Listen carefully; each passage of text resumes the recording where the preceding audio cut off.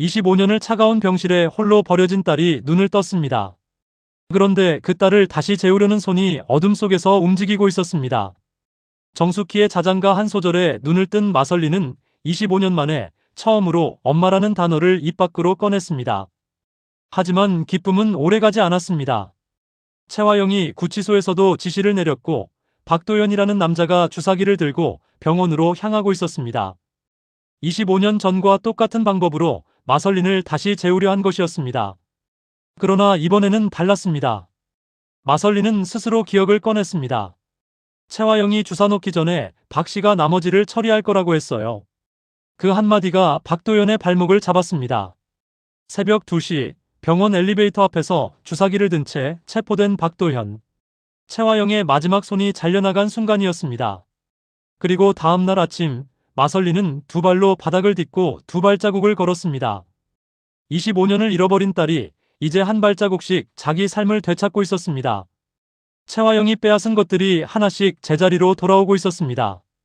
마설린이 처음으로 눈을 뜬 날은 봄비가 내리는 아침이었습니다. 병실 창문 너머로 빗방울이 유리를 두드리고 있었습니다. 마설린은 천장을 바라보며 천천히 눈을 깜빡였습니다. 흰 천장이었습니다. 낯선 냄새가 났습니다. 소독약 냄새와 따뜻한 무언가가 섞인 냄새였습니다. 마설린이 고개를 천천히 옆으로 돌렸습니다.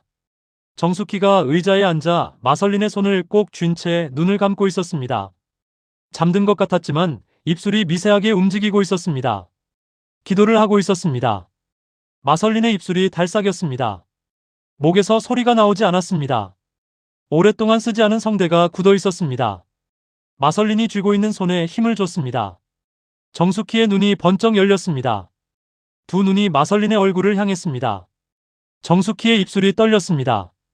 토끼야. 마설린의 눈에서 눈물 한 방울이 흘러내렸습니다. 재활이 시작된 것은 의식을 되찾은 지 사흘째 되는 날이었습니다. 담당 의사가 마설린의 상태를 설명했습니다. 장기간 코마 상태였기 때문에 근육이 많이 약해져 있습니다. 걷는 것은 물론 앉아있는 것도 처음에는 힘드실 겁니다. 오장미가 옆에서 말했습니다. 얼마나 걸려요? 의사가 답했습니다. 환자분의 의지에 따라 다릅니다. 빠르면 2달, 길면 6달입니다. 오장미가 마설린의 손을 잡으며 말했습니다. 설이나 천천히 해도 돼. 마설린이 눈을 가늘게 뜨며 입술을 움직였습니다. 목소리가 바람 빠지는 소리처럼 새어나왔습니다. 빨리 하고 싶어. 오장미가 눈물을 참으며 웃었습니다. 알았어. 같이 하자. 첫 번째 재활 훈련은 손가락을 움직이는 것이었습니다. 재활치료사가 마설린의 손가락을 하나씩 잡으며 말했습니다. 저를 따라 움직여 보세요. 마설린이 이를 악물고 검지를 구부렸습니다. 손가락이 미세하게 떨렸지만 움직였습니다. 치료사가 고개를 끄덕이며 말했습니다. 잘하셨어요. 마설린의 눈빛이 달라졌습니다. 처음으로 작은 승리를 맛본 눈빛이었습니다. 마설린이 조금씩 말을 되찾기 시작했습니다. 처음에는 단어 하나씩이었습니다. 물, 아파, 언니. 오장미가 마설린 곁을 지키며 하루에도 수십 번 대화를 시도했습니다. 마설린이 조금씩 문장을 만들기 시작했습니다. 어느 날 저녁 마설린이 오장미를 바라보며 물었습니다. 언니, 나 얼마나 있었어? 오장미가 잠시 망설였습니다. 마설린의 눈빛이 또렷했습니다. 오장미가 천천히 답했습니다. 25년. 마설린이 눈을 깜빡였습니다. 긴 침묵이 흘렀습니다. 마설린이 창밖을 바라보며 말했습니다. 나 몇 살이야? 오장미가 답했습니다. 31살. 마설린이 고개를 천천히 끄덕였습니다. 그리고 나지막이 말했습니다. 그럼 나 25살부터 다시 시작하면 되겠네. 오장미의 눈에서 눈물이 흘렀습니다. 마설린이 오장미를 바라보며 말했습니다. 언니 울지 마. 내가 더 슬프잖아. 오장미가 웃으며 울었습니다. 열흘째 되는 날 마설린이 처음으로 질문을 꺼냈습니다. 오장미가 마설린 옆에 앉아 귤을 까고 있을 때였습니다. 마설린이 조용히 물었습니다. 최화영이 한 거야? 오장미의 손이 멈췄습니다. 마설린이 말을 이었습니다. 어렴풋이 기억나는 게 있어. 누군가 주사를 놨어. 그리고 아무것도 없었어. 오장미가 귤을 내려놓고 마설린을 바라봤습니다. 마설린의 눈빛이 흔들리지 않았습니다. 오장미가 천천히 답했습니다. 응. 채화영이 한 거야. 마설린이 입술을 굳게 다물었습니다. 분노도 눈물도 아니었습니다. 단단하게 무언가를 정리하는 표정이었습니다. 마설린이 말했습니다. 그 사람 지금 어디 있어? 오장미가 답했습니다. 구치소. 마설린이 고개를 끄덕이며 창밖을 바라봤습니다. 잘 됐다. 마설린이 처음으로 휠체어에 앉은 날 정숙희가 손잡이를 잡았습니다. 병원 복도를 따라 천천히 움직였습니다. 마설린이 창문 너머 하늘을 올려다봤습니다. 한참 동안 바라보다 말했습니다. 하늘이 이렇게 넓었구나. 정숙희가 손잡이를 꼭 쥐며 말했습니다. 이제 매일 볼 수 있어. 마설린이 정숙희를 올려다보며 말했습니다. 엄마, 나 걷고 싶어. 정숙희의 눈이 붉어졌습니다. 걷게 해줄게. 반드시. 그 무렵 드림호텔 지하 어딘가에서 낯선 남자의 전화가 울렸습니다. 채화영의 구치소 수감 이후 연락이 끊겼던 인물이었습니다. 쌍칼 엄기철의 오랜 동료였습니다. 남자가 수화기를 들으며 말했습니다. 마설린이 깨어났다고. 전화 너머 목소리가 답했습니다. 그렇습니다. 기억도 돌아오고 있다고 합니다. 남자가 잠시 침묵했습니다. 그리고 차갑게 말했습니다. 채화영 대표가 잡히기 전에 저한테 남긴 지시가 있었습니다. 마설린이 깨어나면 처리하라고. 전화 너머가 조용해졌습니다. 남자가 말을 이었습니다. 지시는 지시입니다. 움직이겠습니다. 그날 밤 강백호의 휴대폰에 알 수 없는 번호로 문자가 도착했습니다. 마설린을 조심하세요. 채화영 측 사람이 아직 남아 있습니다. 강백호가 화면을 응시하며 즉시 오장미에게 전화를 걸었습니다. 오장미, 지금 당장 병실 잠가요. 오장미가 다급하게 물었습니다. 왜요? 무슨 일이에요? 강백호가 코트를 집어들며 답했습니다. 채화영이 끝난 게 아니에요. 아직 남은 사람이 있어요. 오장미가 전화를 끊고 병실 문을 잠갔습니다. 마설린이 무슨 일이냐는 눈빛으로 바라봤습니다. 오장미가 마설린 옆에 앉으며 말했습니다. 괜찮아. 내가 여기 있어. 마설린이 오장미의 손을 잡았습니다. 이번에는 소나귀 힘이 처음보다 강했습니다. 마설린이 말했습니다. 언니, 나 이번엔 안 당해. 오장미가 마설린의 손을 꽉 쥐며 답했습니다. 당연하지. 이번엔 내가 있으니까. 병실 창밖에 봄비가 다시 내리기 시작했습니다. 유리창을 두드리는 빗소리가 두 사람의 굳은 표정 위로 조용히 쌓였습니다. 25년을 잃어버린 딸이 이제 막 세상으로 돌아왔습니다. 그리고 그 딸을 다시 빼앗으려는 손이 어둠 속에서 움직이고 있었습니다. 마설린의 진짜 싸움은 지금부터였습니다. 강백호가 병원 주차장에 차를 세운 것은 밤 11시가 넘어서였습니다. 엘리베이터를 타고 3층으로 올라가는 동안 손이 떨렸습니다. 문자를 보낸 번호를 다시 확인했지만 이미 없는 번호였습니다. 누군가 일회용 번호로 경고를 보낸 것이었습니다. 강백호는 병실 앞 복도에서 오장미를 만났습니다. 오장미가 문 앞에 서서 기다리고 있었습니다. 강백호가 다가서며 말했습니다. 설인이 괜찮아요? 오장미가 고개를 끄덕였습니다. 자고 있어요. 정숙희 어머니도 옆에 계세요. 강백호가 복도를 둘러보며 말했습니다. 병원 경비한테 얘기해야 해요. 3층 2구역 순찰 강화해달라고. 오장미가 강백호를 바라보며 물었습니다. 그 문자 누가 보낸 것 같아요? 강백호가 낮은 목소리로 답했습니다. 채화영 측 사람인데 우리 편으로 돌아선 사람일 수도 있어요. 아니면 함정일 수도 있고. 오장미가 입술을 깨물었습니다. 이강혁일까요? 강백호가 잠시 생각했습니다. 이강혁은 지금 보석으로 나와 있어요. 가능성이 없진 않아요. 두 사람은 복도 끝 창문 앞에 나란히 섰습니다. 병원 밖 주차장에 가로등이 켜져 있었습니다. 빗줄기가 가로등 불빛 아래로 비스듬히 떨어지고 있었습니다. 다음날 아침 강백호는 이강혁에게 직접 연락을 취했습니다. 이강혁이 전화를 받은 것은 세 번째 시도였습니다. 강백호가 단도직입적으로 말했습니다. 어젯밤 문자 보내신 거 맞죠? 이강혁이 잠시 침묵했습니다. 그리고 낮은 목소리로 답했습니다. 맞습니다. 강백호가 말했습니다. 누굽니까, 그 사람이? 이강혁이 답했습니다. 최화영 대표가 저 외에 따로 관리하던 사람이 있었습니다. 저도 존재는 알았지만 직접 접촉한 적은 없었습니다. 최화영 대표가 비상시를 대비해 심어둔 사람입니다. 이름은 박도현. 드림호텔 보안팀의 외주 계약직으로 들어가 있었습니다. 강백호가 메모를 하며 물었습니다. 지금 어디 있습니까? 이강혁이 답했습니다. 그게 문제입니다. 어제부로 연락이 두절됐습니다. 움직이기 시작했다는 뜻입니다. 강백호가 전화를 끊고 즉시 한영자에게 연락했습니다. 한영자는 사무실에서 보고를 받고 즉시 서류를 펼쳤습니다. 박도현이라는 이름을 수첩에 적으며 말했습니다. 최화영이 구치소에서도 지시를 내렸을 가능성이 있어. 강백호가 물었습니다. 구치소에서요? 한영자가 고개를 끄덕이며 답했습니다. 면회자 명단을 확인해야 해.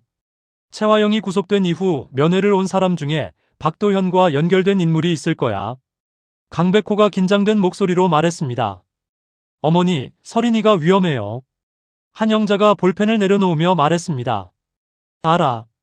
그래서 지금 움직이는 거야. 한영자가 전화기를 들었습니다. 검찰 담당 검사에게 직접 연락하는 것이 가장 빠른 방법이었습니다. 한편 마설리는 그날 아침 재활치료실에서 처음으로 서는 연습을 했습니다. 치료사가 양쪽에서 마설린을 부축했습니다. 마설린이 이를 악물고 두 발에 힘을 줬습니다. 다리가 떨렸습니다. 무릎이 안으로 꺾이려 했습니다. 마설린이 치료사의 팔을 꽉 잡으며 버텼습니다. 정숙희가 치료실 문 앞에서 두 손을 모으고 바라보고 있었습니다. 마설린이 천천히 일어섰습니다. 완전히 서지는 못했습니다. 허리가 구부정했고 발끝이 떨렸습니다. 하지만 두 발이 바닥을 딛고 있었습니다. 치료사가 말했습니다. 잘하셨어요. 마설린이 숨을 고르며 말했습니다. 한 발자국 걷고 싶어요. 치료사가 조심스럽게 말했습니다. 오늘은 서는 것만으로도 충분합니다. 마설린이 고개를 저으며 말했습니다. 아니요. 한 발자국만요. 정숙희가 치료실 안으로 걸어 들어왔습니다. 마설린 앞에 두 팔을 벌리며 말했습니다. 여기까지 와. 엄마한테 와.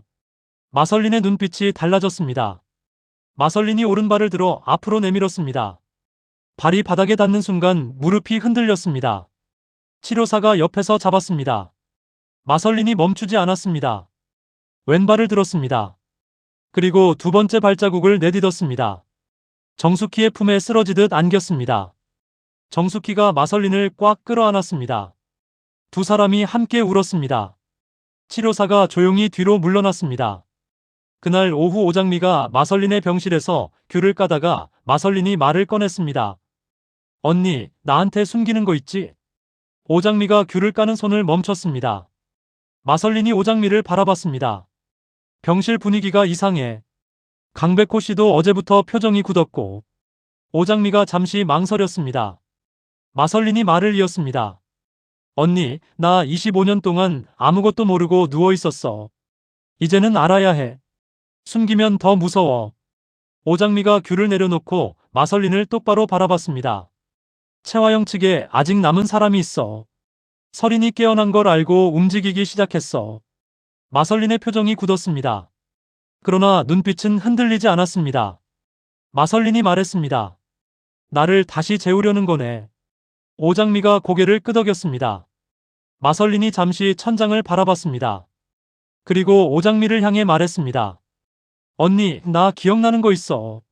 오장미가 몸을 앞으로 기울이며 말했습니다. 뭐가요? 마설린이 천천히 입을 열었습니다. 최화영이 나한테 주사 놓기 전에 누군가랑 통화했어. 전화로 이렇게 말했어. 설린이 처리되면 나머지는 박 씨가 알아서 해.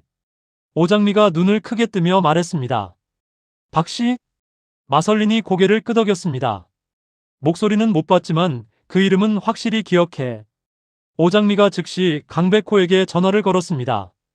강백호가 병원으로 달려온 것은 20분 만이었습니다.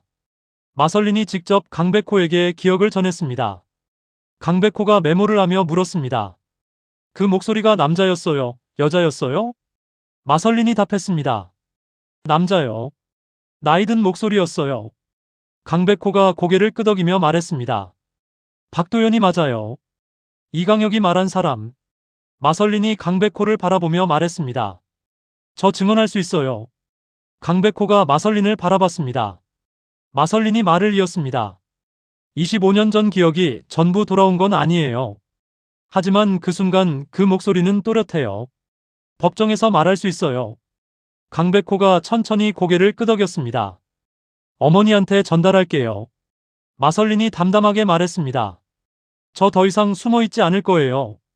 한영자는 그날 저녁 검찰 담당 검사와 통화를 마치고 수첩을 덮었습니다. 박도연의 신원이 확인됐습니다. 드림호텔 외주 보안 계약직으로 등록된 인물.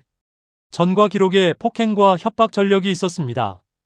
그리고 최화영의 구치소 면회 기록에 가명으로 한 차례 등록된 흔적이 있었습니다. 한영자가 강백호에게 전화를 걸었습니다. 박도연 검거 영장 신청됐어. 강백호가 안도의 숨을 내쉬었습니다. 다행이에요. 한영자가 말을 이었습니다. 하지만 영장 집행 전까지는 설인이 곁을 비우면 안 돼. 강백호가 답했습니다. 알겠어요. 제가 있을게요. 한영자가 전화를 끊으려다 멈추며 말했습니다. 백호야. 강백호가 답했습니다. 네. 한영자가 낮은 목소리로 말했습니다. 설인이 증언 의사 밝혔다고 했지? 강백호가 답했습니다. 네, 직접 하겠다고 했어요. 한영자가 잠시 침묵했습니다. 그리고 말했습니다. 강단 있는 아이네. 이틀 뒤 새벽 2시. 병원 지하 주차장에 검은 차 한 대가 조용히 들어왔습니다. 차가 주차구역이 아닌 엘리베이터 앞에 멈췄습니다. 남자가 내렸습니다. 모자를 눌러쓰고 마스크를 한 남자였습니다. 손에 작은 가방을 들고 있었습니다. 남자가 엘리베이터 버튼을 눌렀습니다. 3층. 엘리베이터 문이 열리는 순간 복도 양쪽에서 수사관 4명이 나타났습니다. 남자가 몸을 돌리려 했지만 이미 늦었습니다. 수사관이 남자의 팔을 잡으며 말했습니다. 박도연 씨, 최화영 씨의 지시에 의한 마설린 시위의 혐의로 체포합니다. 남자의 가방에서 주사기 1개가 나왔습니다. 최화영이 마설린에게 사용했던 것과 같은 성분의 약물이었습니다. 복도 끝에서 강백호가 이 장면을 바라보고 있었습니다. 다음날 아침 오장미가 마설린에게 어젯밤 일을 전했습니다. 마설린이 창밖을 바라보며 조용히 말했습니다. 잡혔어요? 오장미가 고개를 끄덕였습니다. 마설린이 긴 숨을 내쉬었습니다.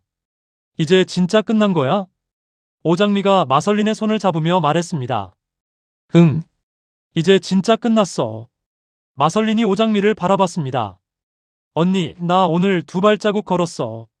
오장미가 웃으며 말했습니다. 알아. 치료사한테 들었어. 마설린이 말했습니다. 내일은 3발자국 걸을 거야. 오장미가 마설린의 손을 꽉 쥐며 말했습니다. 나 볼 수 있게 불러줘. 마설린이 고개를 끄덕였습니다. 그리고 처음으로 환하게 웃었습니다. 25년을 잃어버린 얼굴에서 나온 웃음이었습니다. 병실 창으로 아침 햇살이 쏟아져 들어왔습니다. 빗줄기는 멈추고 하늘이 맑게 개어 있었습니다. 마설린이 그 빛을 온몸으로 받으며 눈을 감았습니다. 차갑지 않았습니다. 따뜻했습니다. 25년 만에 처음으로 느끼는 따뜻함이었습니다. 마설린의 입술이 천천히 움직였습니다. 고마워. 누구에게 하는 말인지 알 수 없었습니다. 오복길에게, 정숙희에게, 오장미에게, 강백호에게, 아니면 25년을 버텨온 자기 자신에게. 마설린의 2발이 바닥을 딛고 있었습니다. 흔들렸지만 쓰러지지 않았습니다. 그것으로 충분했습니다. 마설린의 진짜 삶이 지금 이 순간부터 시작되고 있었습니다.